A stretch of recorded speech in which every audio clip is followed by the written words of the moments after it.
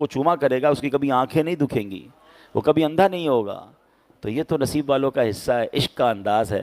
تو اللہ مجھے بھی نصیب فرمائے، آپ کو بھی نصیب فرما. پھر جمعہ کا دن بار بار میں یاد دلاتا ہوں آپ کو کہ جو جمعہ کے دن 200 بار درود پاک پڑھ لے اس کے 200 برس کے گناہ معاف کر دیے جاتے ہیں. تو کوشش کیا کریں کہ کثرت سے درود پاک پڑھتے رہا کریں. آئیے محبت کے ساتھ با آواز بلند درود پاک پڑھ لیں. صلو علی الحبیب صلی اللہ تعالی علی محمد صلی اللہ علیہ وسلم. آج ہم پھر قرآن پاک کی الحمدللہ ایک بڑی پیاری آیت سنیں گے. ہم کوشش کرتے ہیں کہ جمعہ کے دن میں اپنا ٹاپک قرآن پاک رکھیں اور خاص طور پہ ہم قرآن پاک کی ان آیتوں کو سمجھیں جس میں رب عز و جل نے براہ راست ہم سے بات کی ہے. اور وہ بات کیا کی ہے؟ اے ایمان والو، اے ایمان والو، ہم سے اللہ نے بات کی ہے. تو ہم کوشش کریں کہ ان آیتوں کو سمجھنا شروع کریں. کئی پروگرام الحمدللہ کئی ہمارے جمعہ میں ہم نے کئی آیتوں کو ڈسکس کیا ہے. آج انشاءاللہ ہم پارہ نمبر 4 ہے سورہ آل عمران کی آیت نمبر 130 کی تلاوت کریں گے، اس کا ترجمہ اور پھر اس کے بارے میں کچھ جانیں گے. اللہ قرآن مجید فرقان حمید میں ارشاد فرماتا ہے، بسم اللہ الرحمن الرحیم، یا ایہا الذین آمنوا لا تأکلوا الربا اضعافا مضاعفہ. یا ایہا الذین آمنوا لا تأکلوا الربا اضعافا مضاعفہ واتقوا اللہ لعلکم تفلحون. اے ایمان والو، ترجمہ کیا ہے؟ آسان ترجمہ قرآن کنز العرفان. اے ایمان والو، دگنا در دگنا سود نہ کھاؤ اور اللہ سے ڈرو اس امید پر کہ تمہیں کامیابی مل جائے. اس آیت میں سود کو حرام قرار دیا گیا ہے. چنانچہ فرمایا اے ایمان والو، دگنا در دگنا سود نہ کھاؤ اور اللہ تعالیٰ سے ڈرتے ہوئے سودی لین دین چھوڑ دو تاکہ اس کا ثواب پا کر آخرت میں کامیاب ہو جاؤ. اب دگنا در دگنا سود کیا ہے؟ اس میں کہا گیا نا، یاد رہے کہ زمانہ جاہلیت میں سود کی ایک عجیب سی صورت رائج تھی کہ جب سود ادا کرنے کی مدت آتی اور مقروض نہ ادا کر پاتا تو قرض دینے والا سود کی مقدار میں اضافہ کر دیتا. یوں سمجھے کہ اس کا جو ریٹ ہے اور بڑھا دیتا کہ اب سود ڈبل ہو گیا بھائی، اب پیسے نہیں دیے ٹائم پہ، اب اس کی جو ریٹ آف انٹرسٹ ہے وہ بڑھا دیتا تھا. اور یہ عمل مسلسل کیا جاتا رہتا اور اسے دگنا در دگنا سود کہتے ہیں. سود یاد رہے قطعی حرام ہے. اسے حلال جاننے والا کافر ہے، وہ اسلام سے ہی خارج ہو جائے گا کیونکہ یہ قرآنی حکم ہے. قرآن و حدیث میں اس کے متعلق سخت وعیدیں آئی ہیں.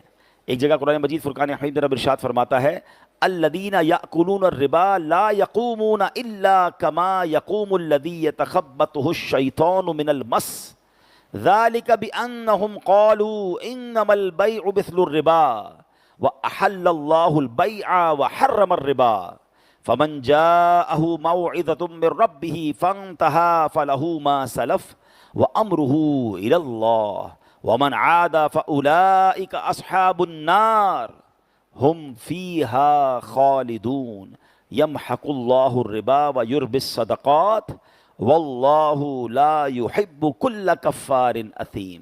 کمال کی آیت ہے.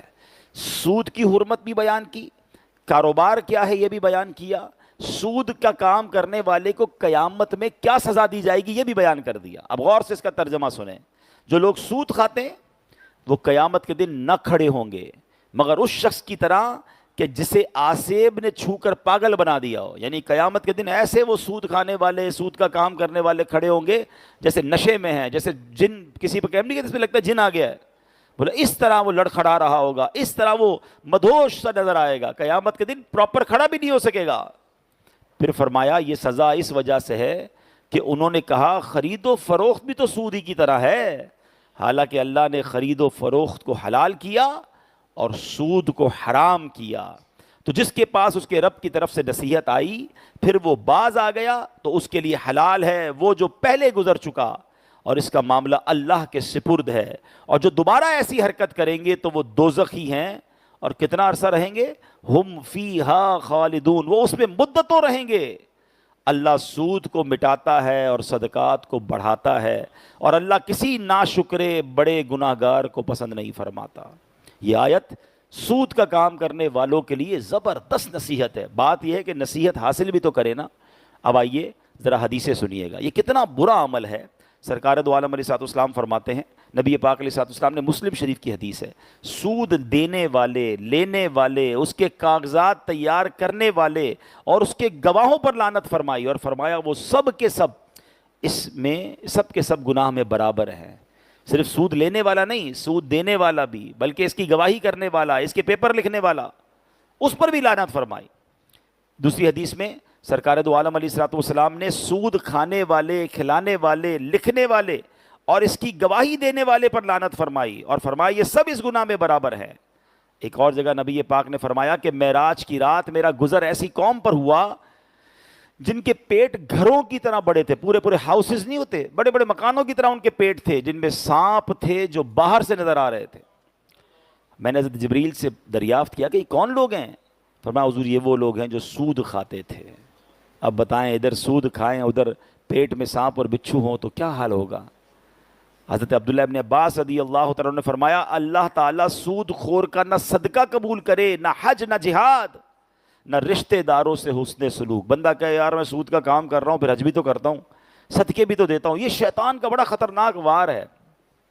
یہ تمام کاروباری لوگوں سے، بلکہ تمام، ظاہر ہے جو نوکری بھی کرتے ہیں حلال تو انہوں نے بھی کمانا ہے نا۔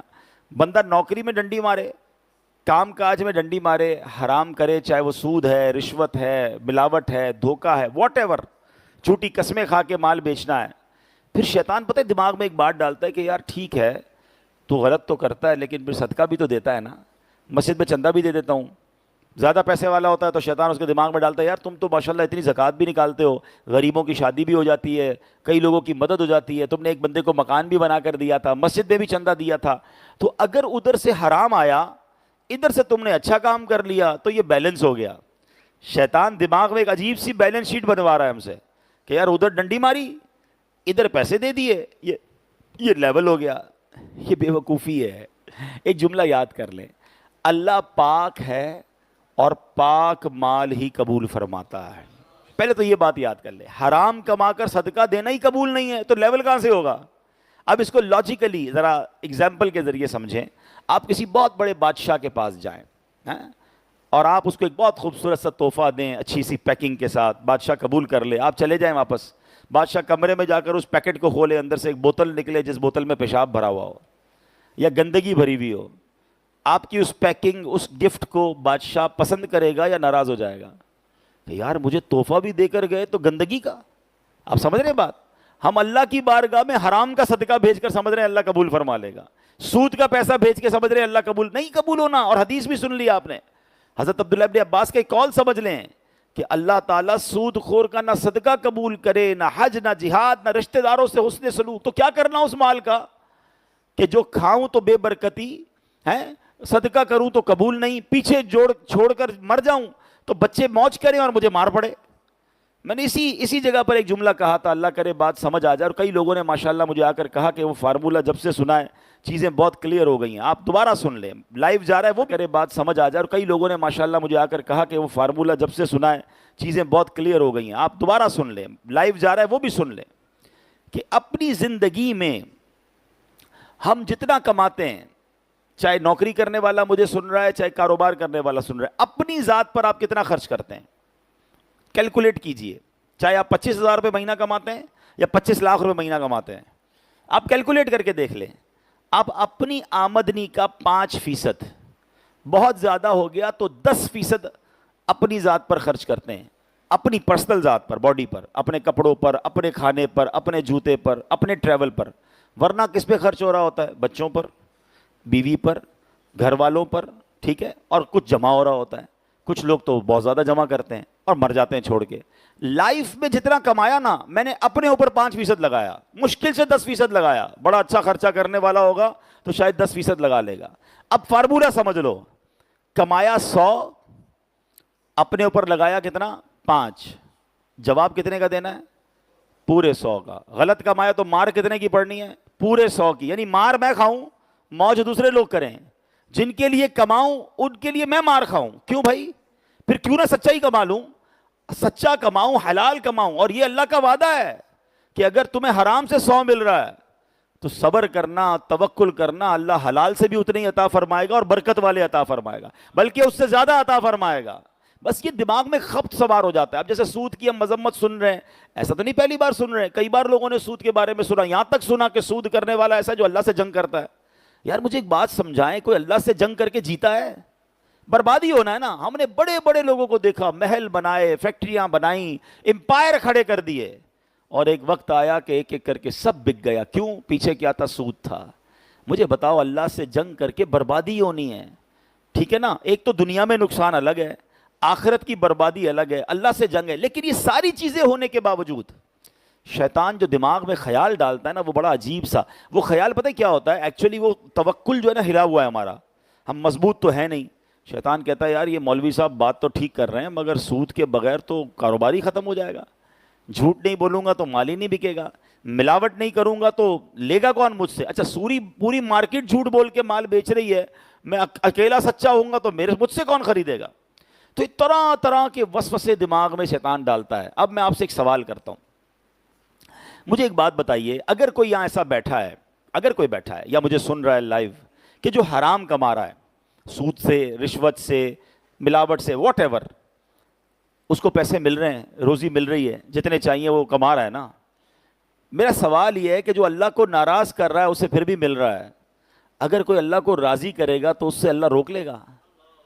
مجھے جواب دینا ہے. اچھا رزق دینے والا کون ہے؟ سب مل کر جواب دیں. رازق کون ہے؟ یہ ہمارا ایمان ہے نا. تو اللہ کو ناراض کر رہا ہوں اور روزی روٹی مل رہی ہے, حرام مل رہی ہے, میں حرام چھوڑ کر اللہ کو راضی کر کے حلال کی طرف بڑھوں گا تو کیا وہ رب میری روزی روک لے گا؟ یا تو پھر میرا ایمان نہیں ہے کہ اللہ کے سوا معاذ اللہ کوئی اور روزی دیتا ہے. جب ایمان یہ ہے کہ رب نے ہی روزی دینی ہے تو پھر تو ختم ہو گئی نا بات. ناراض کر رہا ہوں, پیسے مل رہے ہیں, ارے راضی کروں گا اور ملیں گے, برکت والے ملیں گے, رحمت والے ملیں گے.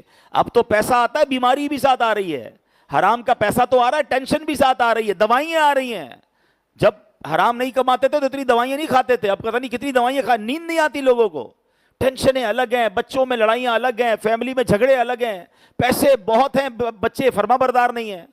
ہم جاتے ہیں لوگوں کے گھروں میں, یار ایسے ایسے مسائل لوگ بتاتے ہیں, حیران ہو جاتے ہیں کہ اربوں روپے ہیں اور بھائی بھائی کے خون کا پیاسا ہے, ایک دوسرے پہ کیس کیے ہوئے ہیں. کیا فائدہ ایسے پیسے کا یار, کہ بھائی میرا نہ رہا, بہن میری نہ رہی, میں ماں باپ کا نہ رہا, ماں باپ میرے نہ رہے, ماں باپ کے ساتھ بچے لڑ رہے ہیں. تو یہ کہیں حرام کا پیسہ تو نہیں ہے کہ جو ہماری فیملی لائف کو ختم کر گیا, جو ہماری محبتوں کو ختم کر گیا, جو ہمارے سکون کو غارت کر گیا. بتاؤ پیسہ کس لیے کماتے ہو؟ سکون کے لیے نا. پیسہ ہے اور سکون نہیں ہے تو کیا کرنا ہے اس پیسے کا؟ پیسہ استعمال ہی نہیں کر پا رہے, اتنی بیماریاں ہیں, تو کیا کام اس پیسے کا؟ اس سے تو وہ غریب اچھا جو دال روٹی کھا کر سکون کی نیند سوتا ہے, حلال بھی کماتا ہے اور بچے بھی فرما بردار ہیں, حلال کماتا ہے, گھر میں ٹینشن کوئی نہیں ہے, تو وہ زیادہ سکون والا ہے نا. ایک جملہ اور یاد کر جاؤ کہ سکون اور برکت وہ کوانٹٹی میں نہیں ہے, وہ کوالٹی میں ہے. ہاں ہمارا پرابلم یہ ہے, ہم تعداد کے پیچھے بھاگ رہے ہیں, جس کی گاڑیاں زیادہ, جس کے بنگلے زیادہ, او جناب جس کے پاس پیسہ زیادہ, وہ مزے میں, وہ برکت والا ہے. آپ کی بھول ہے. برکت تعداد کوانٹٹی میں نہیں ہے, برکت کوالٹی میں ہے. اللہ سے برکت مانگو, تعداد مت مانگو, کہ اللہ تو برکت عطا فرما, جتنا ملے برکت والا ملے, عافیت والا ملے, حلال ملے. پھر دیکھو اس کے مزے کیسے ہیں, اس کی برکتیں کیسی ہیں.